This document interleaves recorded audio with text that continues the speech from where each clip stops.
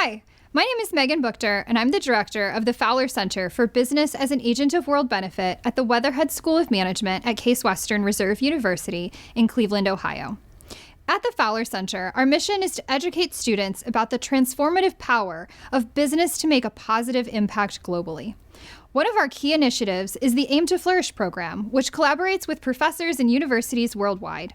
Through this program, students interview business leaders or social entrepreneurs from companies they admire and write stories highlighting how these businesses contribute to one or more of the United Nations Sustainable Development Goals. These stories are published on the AIM2Flourish website, showcasing the remarkable efforts of businesses globally. Additionally, each year, we award the annual Flourish Prizes, selecting one honoree for each of the 17 UN Global Goals from the stories published in the previous year, as determined by a rigorous jury process. I'm very honored because today I am with our 2023 Flourish Prize honorees for Global Goal number 10, Reduced Inequalities. I'm here with Professor Divya Singhal from the Goa Institute of Management, her students, and the company that was profiled, Access for All. Thank you so much to everyone for joining us. I'm also joined by my colleague, Ayushi Argawal, who helps me run our AIM2Flourish program at the Fowler Center. My colleague Ayushi and I are going to start by asking Professor Divya Singhal about her experience using AIM2Flourish and what she's seen her students in her class do as they've interviewed companies and some of the reactions that she's seen. Thank you so much for being here with us, Divya. Thank you, Megan. And, first of all, thank you to AIM2Flourish for providing this wonderful platform to our students. I joined this fantastic movement in 2019. And since 2019, our students have been writing, the stories about the innovative business practices using the appreciative inquiry lens. And I'm very thrilled to say that year on year, the student contribution is increasing. And the primary reason for me to introduce AIM2Flourish as part of our course, which is a social responsibility and action course, because the course aim is to create leaders of tomorrow who has that empathy and compassion. And I think when they meet business leaders who have implemented such innovative stories or innovative practices in their businesses, they got to hear from the founders or the CEO of those companies, and they see that this is something which is important. And of course, I always believe that we have too much negativity around us. We need more and more positive stories. And AIM2Flourish is wonderful platform engaging in those positive stories. And I love spreading positivity through our students. So thankful to our students for engaging with this. So really thrilled. Again, this is our third time, Megan, that we have won. Of course, we have been, as a finalist, I think since 2019, we have been shortlisting in the Flourish finalist. But this is the third time of us winning, and compliments to students. And of course, Siddhant is the hero of the show. So. Well, thank you so much, Divya. I loved what you said about the positivity. I think that it's so important right now to be able to share positive stories about people, about entrepreneurs, about businesses, about any organization that's trying to do something good and make good change. And I hope that your students have that experience, and I hope that that's what they're getting out of it, and that's what they're seeing, as well as being able to see that these entrepreneurs, these business leaders are people just like them. And this is something that they can, hope to accomplish also in their professional lives. So with that, I'd love to ask your students a little bit about their experience with AIM2Flourish. And I think that Ayushi prepared a few questions for them. Yeah. First of all, congratulations to all of you. And thank you, Professor Divya. I mean, I am also one of the editors, and I really enjoy reading about these innovative stories. And I also want to congratulate the students for putting in so much of hard work and to bring out and discover and explore these stories and actually present them with the global community. So my question would be for the student team that we have. Maybe any one of you can jump in and can just answer. How was your experience using this AIM2Flourish? First thing, and secondly, how did you decide and how did you discover Access for All as a company, and what parameters did you think and you shortlisted this company?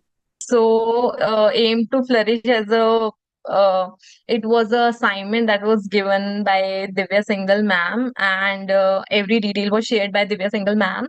So, once in a college, Siddhant Shah, the founder of Access for All, came to our college as a guest speaker. There we got to know about his company, and that time we were really inspired by by the projects that they were doing about the inclusion, and providing various things to all the peoples, and making things more accessible to all. And simultaneously, the in our mind, the Aim to Flourish thing was there in the back of our mind, that we have to choose a company regarding it. And that time we decided that Aim to Flourish would be a perfect thing for us. So we reached out to Siddhant Shah over mail, over LinkedIn. And yeah, we got a really great response. He responded in just a day. So we try to tell him about what Aim to Flourish is all about. And yeah, he was very upfront, and very much into to give us the interview. So yeah, that's how we gone for the interview. There he shared his personal story, that how he inspired to start Access for All. So that was, yeah, really very inspiring for us. As a B school student, it's very interesting to learn about that today's leaders are more inclined more about the sustainability things, other than the profits also. So yeah, that was a learning which is very helpful, and it's a great experience overall. Wonderful. Thank you so much, Surbi. Like one more thing that I would like to ask is like, I think we do like during the course of your study, you do a lot of assignments, right? The Aim to Flourish is designed in a way that we bring the experiential part of it. We actually ask students to conduct appreciative inquiry kind of an interview with the business leader. So what are your thoughts like about that? Like how was this particular assignment different with any other assignment that probably you would have done in any other course? It was the assignment is more about interacting directly with leaders of today's generation. Um, Most of our assignment are research based. So this was more on a practical side, and learning to get a more deeper experience of the founder and how he started his company, where he got such an inspiration. And sustainability thing is everywhere. All the governments are behind it. So the today's leaders are focused more on the sustainability part. So it's really good to learn from them, and really acknowledge the thing that all these things are really happening today. It is not just in the books. So yeah, that was a thing. I really like the overall experience of this project, because it is very practical overall in life, and it really gives a life lessons to everyone. Thank you so much, Subhi, for sharing your experience with us. I think without like further delay, I just want to like reach out to Siddhant. Thank you for joining us today. And I really enjoyed reading about Access for All and what you do. Maybe like for this for our viewers, I would just like to like ask you, can you share a little bit more about your business? Like what is this innovation all about? Sure. So thank you so much to GIM, Divya, and all the students who got me talking about it. And I really didn't have a clue about where this was going to land, but I just thought that it would be interesting to speak to students, as I felt that when I was in my architecture years, like when I was studying, I had the opportunity of interacting with various other industry leaders and learn from them. And just as a way of passing it ahead, I thought this would work. But I'm really happy that it worked out well for all of them, and under the leadership of Divya, I think it's fantastic. And thanks to Megan and Ayushi for actually running something like this. I really wish I had something like this when I was studying. So talking about Access for All, it began as a journey for two reasons. One, because of a personal reason of my mother acquiring visual impairment when I was studying architecture.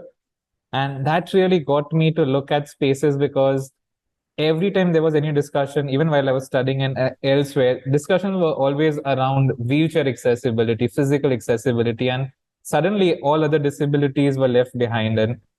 And when you see one of your parents struggling in the own house where they have lived for over 35, 40 years, and one fine day, like the threshold of the house is a challenge, or like going out, or the social stigma that it brings in, it was a lingering thought. I never knew that I would set up a business in this domain, but it really began with like figuring out what was happening in the society. And at that point in time, I realized that either people had a very strong charity based approach towards disability, or they had a very strong activist based approach. And if nothing, they had a medical approach to it.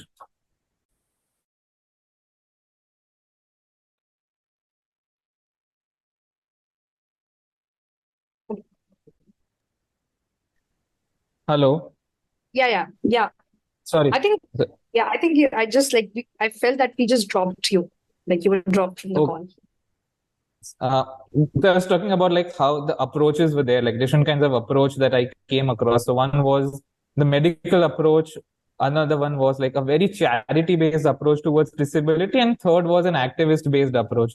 So I figured out that why was there no professional service that was provided? If a restaurant wanted to be accessible, who would they reach out to? Or if any museum or an art gallery wanted to become accessible, where would they go in, and how could they actually move in the space? Because if you wanted to create a braille guidebook for a museum, they didn't have any vendors, or that place was not there. And that's where I realized that I would like to play the role of the bridge. And that has been our tagline since we started Access for All, that we play a role of a bridge between the disability community and various other entities that we've been working with.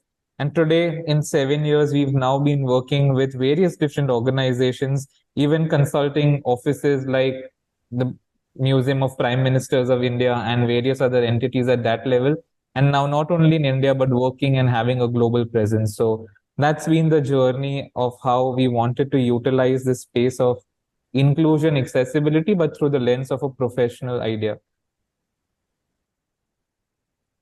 Sure. That's really wonderful, Siddhant. In fact, what you just shared, and while I was reading your story, I read that your mother was an inspiration for actually creating this noble cause, like noble company.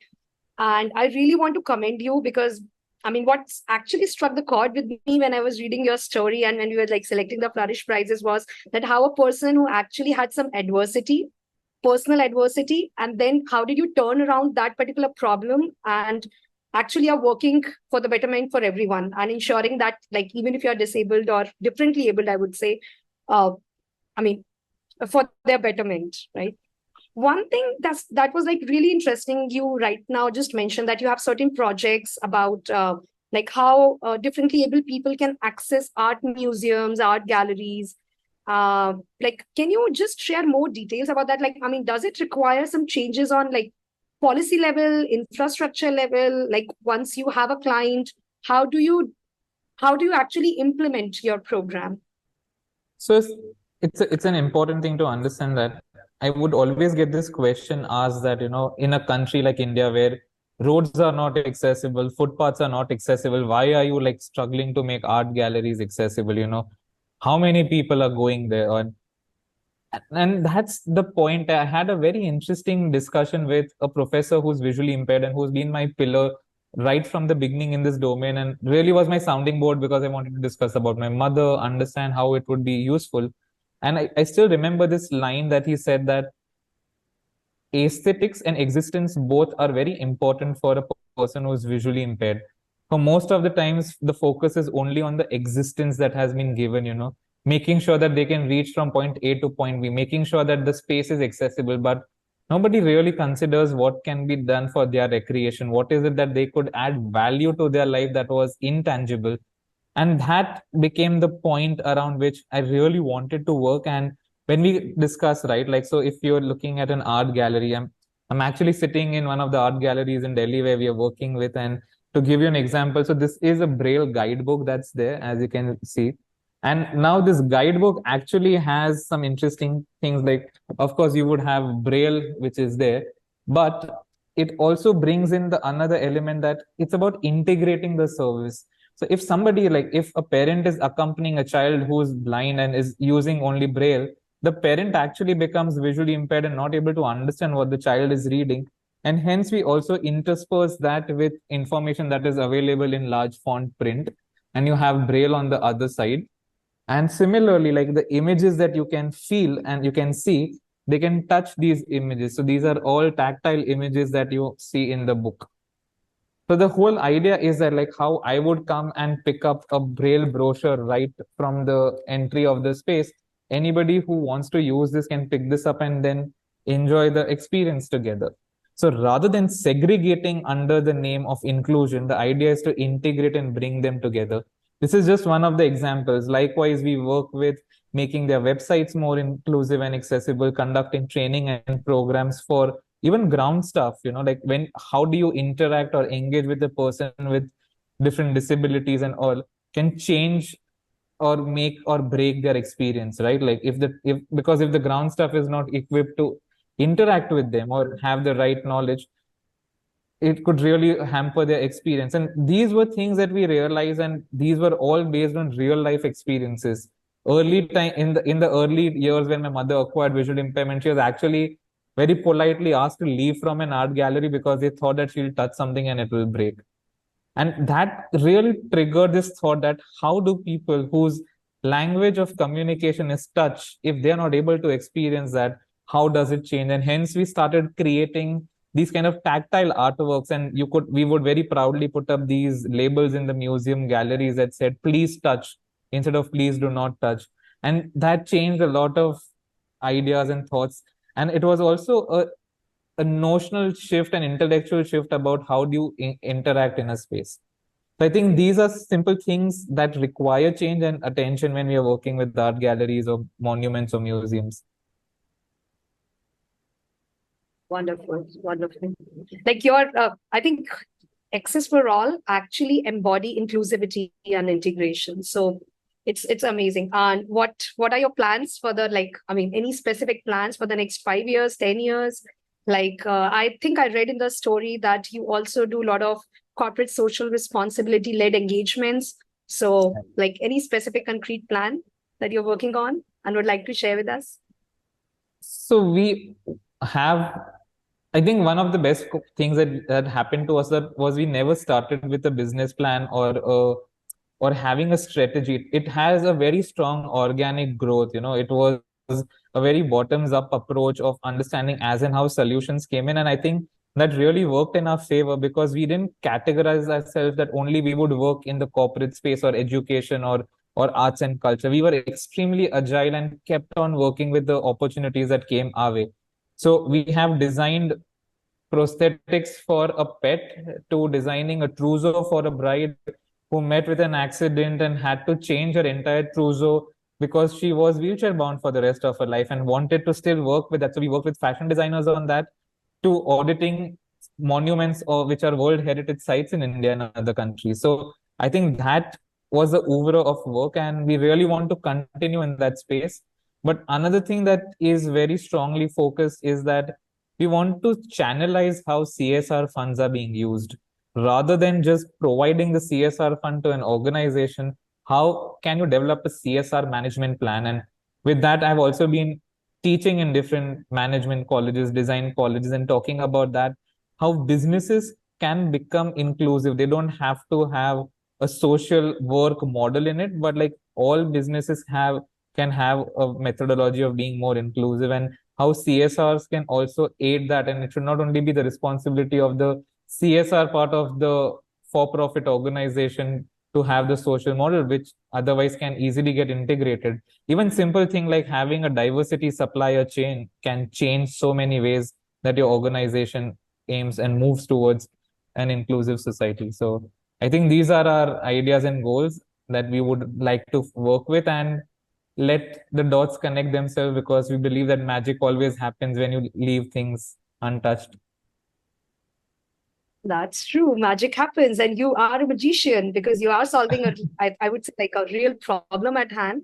And your story is very inspiring, to be honest. And I really wish all the very best to Access for All. And I also hope that Professor Divya's students keep bringing these interesting, inspiring stories to our global community. and keep inspiring us and keep bringing all these businesses, social innovation stories that are actually solving the UN global goals and the great problems at hand. With this, I would like to, I just wanted to say, well, first I wanted to say thank you so much for Siddhant for sharing this story. I've read the story that was written by the students, but it's a whole another level to get to hear you talk about it specifically, talk about your inspiration, talk about what you're doing. The moment where you talked about kind of inclusivity and how like we build things that we call inclusive, but really they're still separate, that really struck a chord with me. I'm curious from our other students, Mansi and Siddhana, if you have also had kind of, after getting the chance to interview Siddhant, had other feelings, other thoughts, or anything else that you wanted to share with us from doing that interview with him. Yes, ma'am. The story was really inspiring because mostly because of the personal attachment that the founder has with his mother. So that experience really counted because there's the motive, there's a personal feeling involved. And when you have a personal motive involved, you really work hard for it. And you know how it feels to have those differentially abled people to see them struggle. And when it's your family member, it's really hard to see them struggle. And so you just have a motive to make the world a better place. So that really struck a chord with me too. And it was so inspiring and such a good day to interview Siddhant sir because he was so modest and honest. And it was like we were just talking. It was not an interview. It was just a conversation that we had. So it was really inspiring. So I would just like to add that the feelings are totally the same. So like there's only so much that you can read online and know about what a person is doing. But when you actually interview them, when you really hear them speak about their challenges and how they turn around that challenge and they relate to the whole world. So that kind of makes a difference. And it was really a great opportunity to actually interact with Siddhant sir. And thank you, ma'am, for giving us the opportunity. So it was a great experience. And all of us had so much fun interacting with him. Yes. Thank you so much. That's so wonderful to hear. Divya, anything else that you want to add as we wrap things up? No, I think this is fantastic, and we are adding more students. So I just wanted to mention, this group is from another program. So we have multiple programs. So these students are part of Banking, Insurance and Financial Services, a BIFS 2-year specialized program. And this is the first BIFS team who has won this award. And this year you will hear more stories from healthcare management program also, who are going to identify the health innovations largely.